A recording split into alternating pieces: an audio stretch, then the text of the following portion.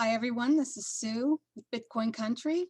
Today's date is March 29th, 2021, and I'm going to give you an update on some cryptocurrency news. So let me share my screen with you.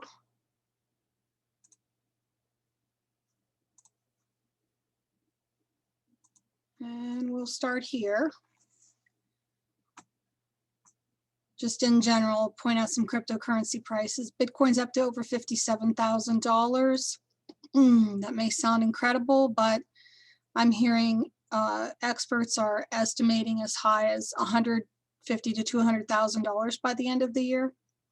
That's really a deep dive, which we don't have time for here. But Cardano, Polkadot, Theta. Theta's a big one. I'll talk about that sometime. I've probably mentioned it before. This one is providing decentralized video streaming, which is a huge thing. Okay, let's move on. Cointelegraph has an article, March 24th. Most asset managers are still in education mode on crypto, says Fidelity. Yes, Fidelity Investments. This is Fidelity Institutional. They're currently training their asset managers in cryptocurrency. So if you're getting into cryptocurrency now, you're considered an early adopter. In a lot of cases, you're not going to get a whole lot better advice from going to these asset managers than you will be from learning it on your own.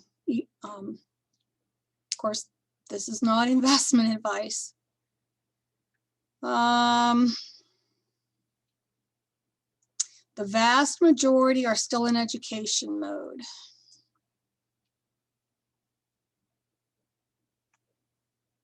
Yeah, Fidelity Institutional is a division of Fidelity Investments, so they would be for institutional investors, think pension funds. Knowledge gap remains among financial managers. Demand for digital assets among larger investors has increased. And this next article is going to show you more. JMP Securities expects $1.5 trillion to flow into Bitcoin as retail wealth management industry follows Morgan Stanley to offer Bitcoin to clients. Now, I had gotten this off the Bitcoin Ben YouTube program. And if you're not watching Bitcoin Ben and you're interested in cryptocurrencies and how they're going to change the world, you should sign up for his YouTube and also his Patreon, which is only $5 a month. It took me 6 months to cough up the $5 a month to watch his Patreon, and I've been kicking myself ever since. He's got a lot of valuable information there.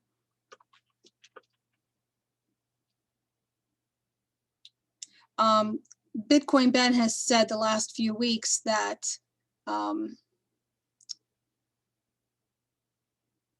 second quarter of 2021, there will be a lot of institutional investors adding a lot to their purchases. And the number's now up to 1.9 trillion. This article says 1.5, but the latest update I got said 1.9 trillion will be added. If you look at the market cap of Bitcoin right now, it's somewhere around $1.05 trillion. An additional $1.9 trillion with a fixed supply of Bitcoin is only going to shoot the price higher. And that's why the estimates for Bitcoin going so much higher seem to be pretty realistic. Here's another big news story too. This just came out today. Visa Network will settle transactions in crypto, giving the first use case for US dollar stable coin. Visa announced Monday that it is the first major payments network to settle transactions in dollar-denominated stablecoins, which the company claimed is an important step into bringing cryptocurrencies into the payments and commerce mainstream. The point of bringing cryptocurrencies into the commerce mainstream is speed of transactions, in large part. It's also going to decrease the costs significantly. And Visa and MasterCard understood that they had to get into this game or they were going to get marginalized. So they're getting into the game.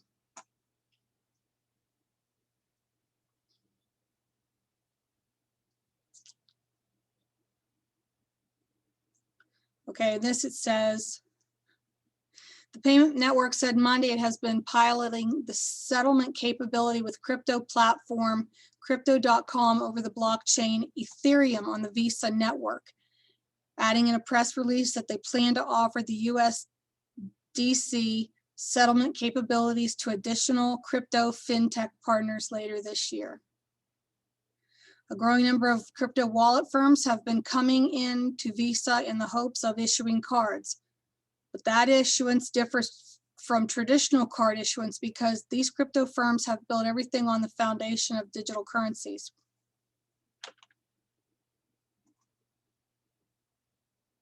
Crypto wallet firms source consumer dollars in digital currencies and they operate their corporate treasury in digital currency.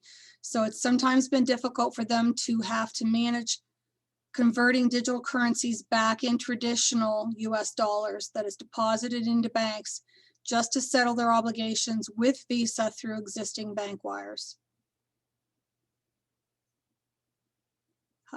This is important. Individual wallet holders thus become transactors rather than merely traders, using Visa crypto debit cards to transact at all Visa merchant locations. And merchants can accept transactions from wallet holders who choose to pay with crypto, yet get paid in their fiat currency of choice. So that might be a little deep.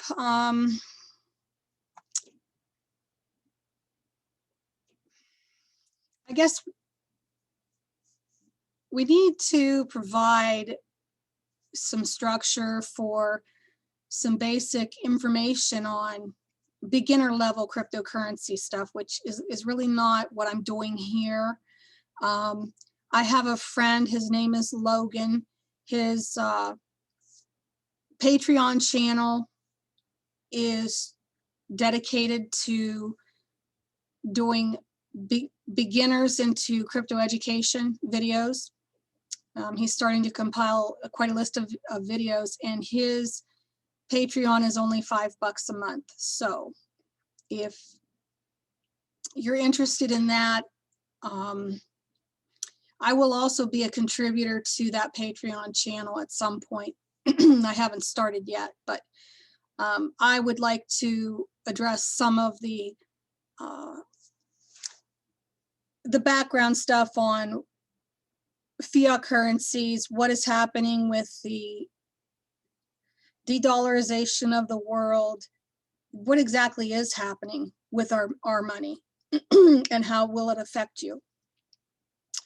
On Open-Minded Bitcoin's Patreon channel, he has links to, for one, Mike Maloney's History of Money series, which provides a good starting point.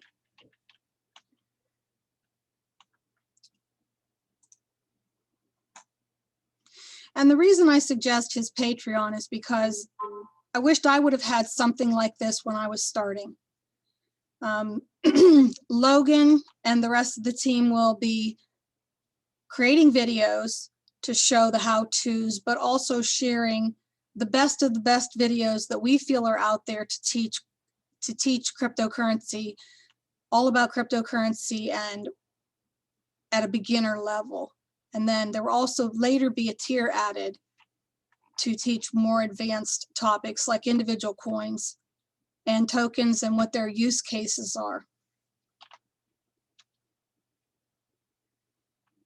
I forget who said it, but I'll have to look it up. There was a fairly, an influencer, I don't know if he was I'll look it up. An influencer who said, figure out what new technology will change the world, and that's what you need to invest in. And so that's where we are at with cryptocurrency. So not all these projects and coins will go somewhere. They have to have a use case. They have to solve a problem, like faster payments, lower fees. The Theta project's going to help bandwidth be better.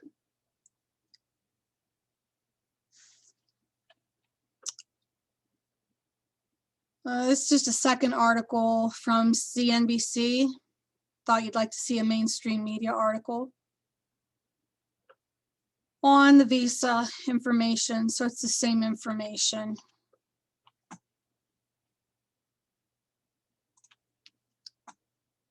Cointelegraph, March 25th. Governments are looking to buy Bitcoin. NYDIG CEO confirms. Sovereign wealth funds may soon become the next major investors to enter the Bitcoin scene. And in fact, some countries, not the United States, but in some other countries, I'm hearing that they already have sovereign wealth funds already buying Bitcoin. What does that mean? Sovereign wealth fund. That is basically the savings account for the country, money that's held for the benefit of its citizens. I can't say, I feel like our government has done much to save wealth for the citizens. Look at Social Security, for example, but other countries do a better job at that.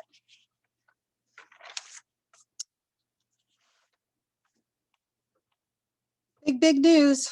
This is the next level of players entering the market. So we have all these countries, institutional investors, hedge funds buying into the Bitcoin. That's going to put upwards price pressure. So even if you don't understand how Bitcoin works and don't understand cryptocurrencies, follow the trend.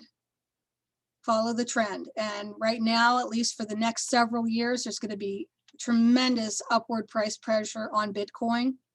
And as Bitcoin gets really, really pricey, then they will start putting some of those investments in smaller projects, like just say like Cardano and Theta and Polkadot and Link, and there's any number of them. But as long as they have a use case, investors will be looking for a place to put their money. And then I wanted to finish with an article regarding Bitcoin's mining's use of massive energy. And it's true, Bitcoin mining does take a tremendous amount of energy. In fact, I know someone who ran a Bitcoin mining facility, and he talked about how his, you can see this picture here, his would have been similar to this, how it costs thousands of dollars a month in electricity costs. But the other side of it too is that there are people setting up Bitcoin mining operations that will run on waste energy. And I'll give you just one example. There's at least a few going on in Texas where they're taking flare gas from oil and gas wells, from gas wells in Texas, and they're using that flare gas to power the Bitcoin mining operations. So truly, they are using a waste product that would otherwise not be used for their Bitcoin mining operations. So not all Bitcoin mining uses stuff that's considered harmful to the environment. And he goes on to, in this article, to explain why that is. Another story you've probably heard is how Bitcoin is, there's all kinds of disinformation that's gone around for years. If the Three Gorges Dam collapses in China, it'll take out most of the Bitcoin miners are located in that area, and then Bitcoin will be worthless. That's not possible with how the Bitcoin mining system works. It's a decentralized platform. There are nodes all over the miners all over the world. And so what happens is if some of those go down, the rest of the people take up the slack because they'll start getting paid better because of the shortage of Bitcoin mining operations. And the other thing to consider too is people have been saying this for the last at least a year about Three Gorges Dam collapsing. Do you really think if Bitcoin miners have all this money into their mining operations and they're making good money doing Bitcoin mining, if that dam is a threat to collapsing, that they wouldn't have already moved their operations out of that floodplain of that entire area? I would think so. I mean, these people running these Bitcoin mining operations are no dummies.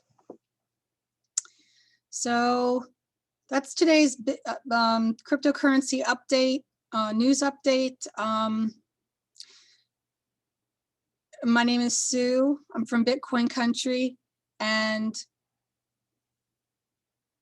I just want you to remember family is everything.